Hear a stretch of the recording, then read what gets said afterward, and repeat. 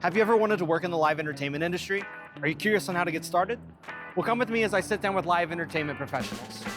I'm going to get their backstories and what it actually took for them to break into their respected careers.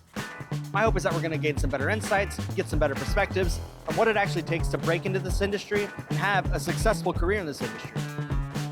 We're going to sit down with set designers, lighting designers, costume designers, audio engineers, directors, producers, stage managers, stagehands, performing artists. I think you get the idea.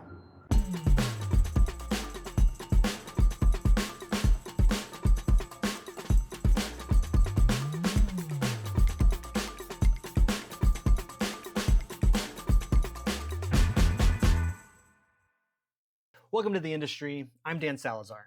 In each episode of The Industry, I sit down with live entertainment professionals all across the spectrum of live entertainment to get their backstory and how they started in their respected profession and where they are now. So this specific series is called Behind the Light.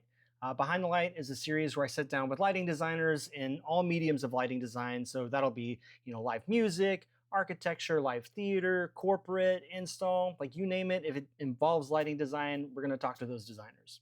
So in this specific episode, I got to sit down with a really dear friend and coworker of mine, Wren. Not only is Wren an extremely talented lighting designer, he's also a set designer, and he's also an extremely hard worker, a wonderful mentor, and an all-around just an amazing human being.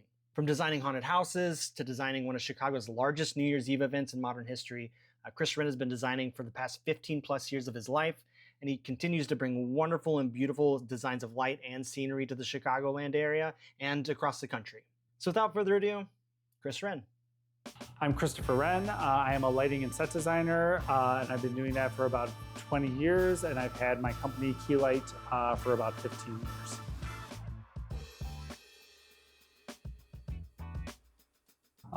Gosh, it's a hard story, right? So it started when I was in like 7th and 8th grade. My father worked at the Lyric Opera. He put himself through college as a stagehand and then went to become a dentist, went to dental school, became a dentist, decided he didn't like dentistry, went back to being a stagehand and worked at the Lyric Opera pretty much until he retired. Ran Poplar Creek Music Theater, which any locals to Chicago may remember. Anyone your age will have no idea what we're talking about. My mom was on Broadway as an actress. She would always be like the dance captain in shows. That was sort of her thing. So family came from theater. Anyway, because of that, my mom worked at a ballet studio. She was artistic director for a while and then eventually just went to teaching. My dad would volunteer or help them with like their designs and stuff like that as they were doing their shows.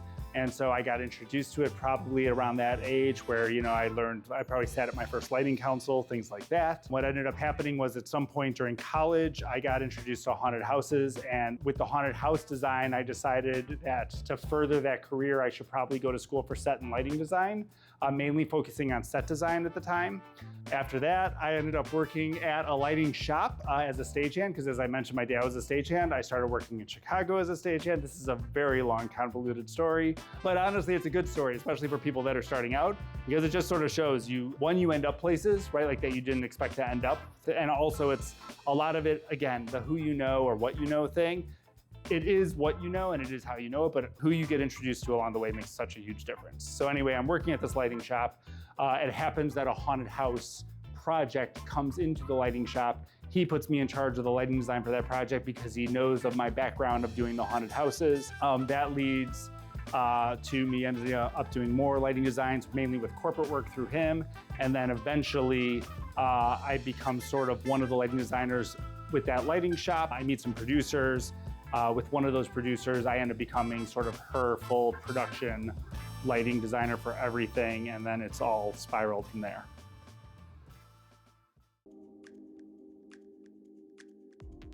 Through my whole 20s, I didn't actually know really kind of what I wanted to do. Like the haunted house thing, I loved it while I was doing it, but when that went away, I wasn't really sure, so I was doing some corporate work at the time. I wasn't really designing much when I was working at that lighting shop in the beginning. In terms of sort of figuring out like what my future was, I didn't have like this defined path that I was like, oh, I want to get to this goal. I wasn't incredibly goal oriented when I was in my early mid 20s. And so I would say only until it took me probably late 20s, early 30s, I sort of then started to come into the thing where I was like, oh, this is successful now. Like, I'm doing pretty well at this. I should probably move in this direction. I will say though, at that time also, like I always had the thing that no matter what job I was doing, like I was trying to be the hardest worker at whatever I was doing, even though I wasn't sort of like, oh, I need to be really good at this because I want to get to this point. I was always just trying to be really good at it just because I wanted to be the hardest worker there. That being said, like the first time I sort of worked as a programmer, I will say, a lighting programmer, my first 3 shows were disasters. Like if someone did what I did on those shows working for me now, I'm not sure I would ever hire them again, right? I blacked out my first show completely. So to be fair, this is my first shows on moving light councils. Hog 2 is really the first thing in terms of a moving light council that I was programming. People are gonna be like, that was your first council? Like, oh my gosh, you started so late. The first show I ever did, I blacked it out because I didn't understand how blind worked compared to an ETC expression, and so I blacked out the show. And anyone who programs is gonna understand exactly how I did that. The second show that I did, the designer, it was the first time I actually had a program with someone sitting next to me. And I remember the designer saying to me, he's like, can't you put those things on some sort of button so that you can get to them faster the next time I ask for them? Because I was going so slow. There were so many things I didn't understand in the beginning, like really didn't understand tracking. Didn't, you know, and this is less design work, obviously, it's more programming things, but like on those councils, I already mentioned I didn't understand how blind worked, right? And I didn't understand what tracking actually sort of meant at the time. I remember the person that taught me to use my first moving light council, one of my favorite stories was when I asked him before I went out with it, and I'm like, hey, show me how to do the things on this because I've only programmed expressions and I'm gonna jump out on the Hog 2 at the time. And he's like, oh, well, he's like, here, this is how you record a cue. And I was like, okay, great. He's like, oh, this is important. This is how you re-record a cue. And he's like, when you re-record it, this menu shows up and it says insert, replace, merge, cancel. And I'm like, okay, what do those mean? He's like, I don't know, just hit merge. It seems to work the best.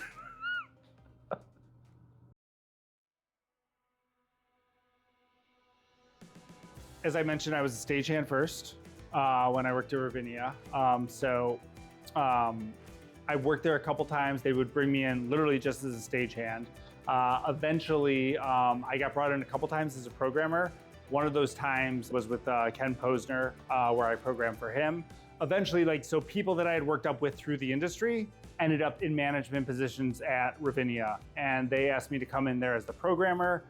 When I came in as the programmer, because I also drafted, I ended up sort of designing the house system. So all the shows that would come in without lighting designers, I got to program and design. So I sort of made myself into the house designer there. Anyone who has a house job at any venue knows, right? Like what this is like.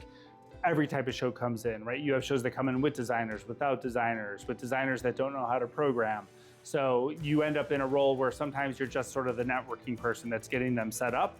Sometimes you're in the position where you're just completely in charge. It's your design, you're busking the show, because almost never you're getting a set list in advance, or if you are, you're getting it, hours or minutes before the show happens. And other times, right, they're coming in with the person, you're sort of acting like a programmer for a person that, might not actually be a lighting designer, might be more of a production manager, but they sort of know what the band wants. And so you're trying to sort of execute their vision. It was almost always sort of left up to me to sort of interpret what they were sort of talking about. So it was different. It makes it more complicated often because you're doing your thing and then it could be in the middle of the show and they're like, oh, this is coming up right now. Like you have to be ready for this one thing. And so that's when you want to just have like a great busking file or something like that. So that like, if there's a big hit or a big moment that's going to happen, you can get there when they say like, this is going to happen in this moment right now. Here we go. 10, 9, 8, 7, 6, 5, 4, 3, 2, 1. Happy New Year! Chi-Town Rising, I want to say 2016. It was a 2-year project, right? It was a Chicago New Year's thing. The producer of that, who's an amazing guy named John Murray, really like one of the best people on this earth. He wanted to create a New Year's event that was going to be like, the spectacle thing that happened in Chicago every year. But then this producer named Carrie Kennedy, she created an event called Chicago Ideas Week. I ended up becoming a production designer for her on that show, where I was doing sort of full set and lighting design. She ended up getting hired for Chi-Town Rising. With Chi-Town Rising, then she brought me on as the designer. I brought in another designer whom you know, named John Marovich. And so between the three of us, we actually formed a company around this job because it was going to be so massive, called 1618, which anyone knows is the golden ratio for art and really in nature. We built this 70, 80 foot star that rose 300 feet up the size of a building that was video and lighting integrated. John really was focused on the star. And then we did the full stage, environmental, production, everything design on that job. We were basically in charge of the entire production. Everything from like technical production to design to everything. So in terms of like doing it, it was a first time event, right? It was incredibly ambitious in terms of what it was trying to do. Technically, we were pushing the limits. The 80-foot star that went up the side of that building, the engineering that had to go into that in terms of wind loads and everything else, that doesn't even include integrating like video lighting and everything into it, right? The fact that it had to raise 400 feet up into the air. And then in terms of the staging, all of this being an outdoor event, that they wanted to be free. They expected 100,000 people, which I think that first year, I think 90,000 was the number that we hit. Integrated with fireworks, trying to figure out integrating with the TV broadcast. We wanted it to feel like a produced event and not like a news broadcast, which we felt like every other Chicago New Year's had been. That's not what we wanted, right? We wanted it to feel like, no, this is a produced thing. There were so many challenges. Again, when you're doing something like that, you're integrating with so many different people. Challenging wise, it's the most challenging thing that I think I've ever worked on in my life. There's so many things, I can't even begin to start numbering the things in terms of how challenging it was. Like there were permits that that you would just think don't make sense, right? Like dealing with the city, emergency services, garbage services, all of the unions that could possibly be involved, which, and I'm a union person, so like, you know, you might have a job that 2 or 3 unions are saying, well, that's our job. But then on top of it, you know, with the permitting process, you're doing something that's never been done before. Never mind the 80-foot star that's going up the side of the building, right? Like just the stages in the middle of the street and all of the things like that. And so, gosh, I can't even, like the bullheadishness of just like, here's a thing, it's in our way, we have to get it out of our way. And to do that, I have to make, and I'm not, this seems like an exaggeration, but when I say like 50 phone calls in like a 4-hour time period and just emails and phone calls and this and that to just be like, eventually get to the right person that says yes to this thing or tells me like what it's gonna take to get us past this point, that's what it was like.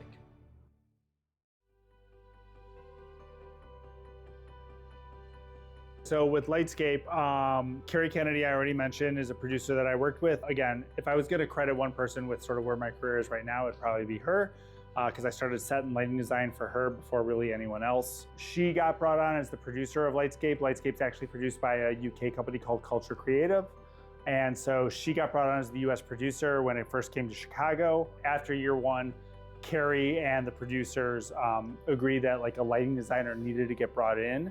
She recommended me. I had one of the worst interviews I've ever had ever. You know, it's like this, I ramble. So stream of consciousness, I'm not a good speaker. I don't know how to talk about my own projects very well. So it was really a really bad interview, but somehow I still got hired. It turned out to be COVID year. Because it was COVID year, a lot of the international artists, so Lightscape is really focused on international artworks, light art, that they bring in. And so the job of me as the lighting designer really was supposed to be like all of that sort of cohesive tissue between these different artworks that are spread throughout the trail. But because it was 2020, the event still happened because it was outdoors, but I got thrown into it in terms of like, oh, this artist can't actually come to the US and this can't happen. And so instead of having 1 or 2 areas that were sort of my focus, I ended up with, I wanna say 6 or 7. And so because of that, I've said my mom now goes through Lightscape now, and she always like longs back to that first year where she's like, I went through there and your name was on like every installation, like it was really amazing. And now it's never gonna be that again, right? it's morphed into a thing where it's gotten so big. We have 5 cities this year across the country, and I have a local lighting design team in every city. And I really have become more of a manager of the project. I'm still considered the US senior lighting designer, but a lot of my job is really making sure that Culture Creative, who's the producer, their vision, and that the local lighting design teams are just executing on that vision, but I'm leaving it to them to have complete agency in what they're doing. And so with Lightscape, again, my personal philosophy has always been, I have my client, they have their vision, and I have to make sure that everyone that's working underneath me is executing on that vision. That's my number one job. But I also, again, I don't want them to feel like I'm picking on very specific decisions that they're making. With lighting design or any type of design, I don't think any two people are ever gonna do it the same way. And so my designers on this job are never going to choose the same colors or program it the same way.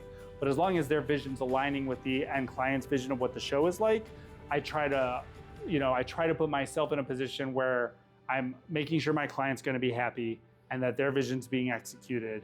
But I don't wanna be making any sort of criticisms on individual decisions that a lighting designer might make unless I feel like it's completely straying away from what they want. It's a process, because again, you're walking through often going like, that's just not the decision I would make, but I think it's great, so it's still okay.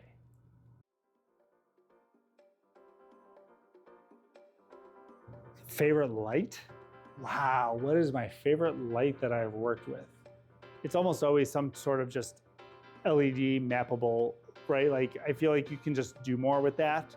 Again, so it's not one particular type of light. I will say this, like, I'm not sure this is true, but I think it's true. And I'm pretty sure if I wasn't the first, I was absolutely one of the first people in the US to buy Martin Ceptrons, right? Because Versatubes were around for a while.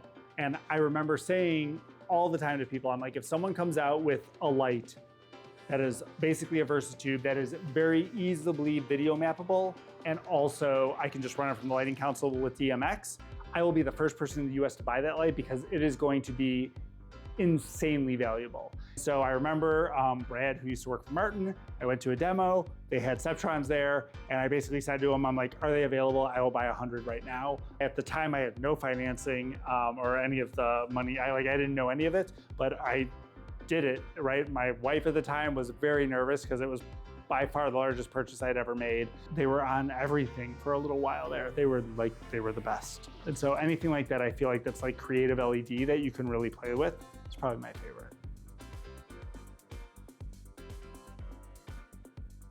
So currently my favorite console is probably the Grand MA3, which I am very new at, and honestly, I am an amateur at. I felt like I was pretty good on MA2. I was never like Lua MA2 or anything. Like I'm not one of those people, and I'm never going to be. I feel like I'm old. So I actually pushed against the MA3 thing. It obviously has its bugs. It still has its bugs. And so there was even a time in my mind where it's like, do I even need to learn MA3? But there's just so many features on it that are great. Yeah, I'm stuck. I'm MA3 now, and I haven't done that many shows on it. It's probably less than. I also don't program as much as I used to. In the course of a year, if I'm programming honestly 10 jobs a year, it's probably around the max. So I don't get as much console time as I used to. So I'm never even gonna hope to be like truly like proficient like some people are on MA3. I'm gonna be good enough. All of my high points in the career, I would say, are really related to meeting certain people, right? Like it's really relationships, right? You form a relationship with this person, and then that relationship ends up leading to, like, obviously there's the work life, but there's also friendship, right? I mean, I will say it's one of the great things, and I don't know if I'm rare in this situation, and maybe I am and maybe I'm not, but in almost every situation, the people that I've spoke about that really led to my career development have also truly become friends. We go on vacations together, like we hang out together outside of work, all the things. So it's really, I feel like those relationships, that developing, the fact that like the work and personal life are just so sort of balanced and in tune with each other, it's amazing. The end of my career is a funny thing. So I don't know what I actually hope to accomplish by the end of my career, because I really don't, as undefined as my career was when I was in my 20s, the end of my career is equally as undefined. I will say like now, again, I'm incredibly blessed, right? Like however you want to define that word, because I'm somewhat able to sort of pick and choose the jobs that I want to do, right? Like so, and I feel like that is the end of my career, right? Like eventually it's just going to sort of slowly pare down. And I'm going to say like, oh no, like I don't really want to be doing this anymore. I don't want to do that anymore until there's 1 or 2 or 3 or 4 things left. And then eventually that'll go away. So I don't really have an end of my career in mind. I'm also incredibly lucky. I don't know how many people are lucky enough to really enjoy what they do. And you're right, and I like it. So, you know, people talk about having to go to work and, you know, with the traveling and the stuff like that that's involved, there's times obviously, right, I don't want to be away from my wife or my family and stuff like that. And so I try to minimize those things if I can. And obviously that's probably going to occur more the older I get, but I'm really lucky in that I love like what I do. So the idea of like stopping it doesn't really occur to me. Like I've already stopped doing a lot of the things that I just didn't enjoy doing.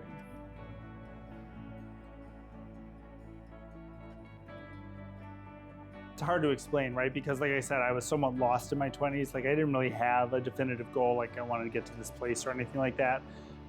You know, at the time, I very easily could have been a stagehand, right? Like and just, you know, worked as a stagehand for my entire career. The fact that I was able to fall into so many different opportunities, right? With Theatrical Lighting Connection, who's the lighting shop that I worked for, David Michael Productions, who I ended up starting doing my like really first corporate lighting designs. And then Carrie's the producer I met, that led into Lightscape, that led into so many other projects, all those things. It's hard to explain like the life that I have right now, every part of it. Obviously, my wife, my family, right, who've supported me through every good and bad decision that I've made my entire life the whole time. There's just no way, like I don't have the life I have now, which is really, truly amazing, right? Like I get to be creative and I get to do all the things.